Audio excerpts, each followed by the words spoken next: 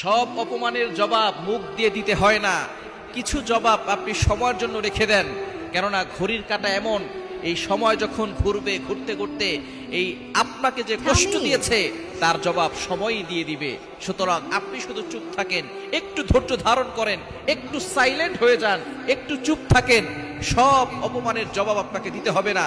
যারা আপনাকে কষ্ট দিয়েছে, আপনার মনে আঘাত দিয়েছে, আপনার পক্ষ হয়ে আল্লাহ তাআলা তার বিচার করবেন, দুনিয়াতেও শাস্তি দিবেন, আখিরাতেও শাস্তি দিবেন।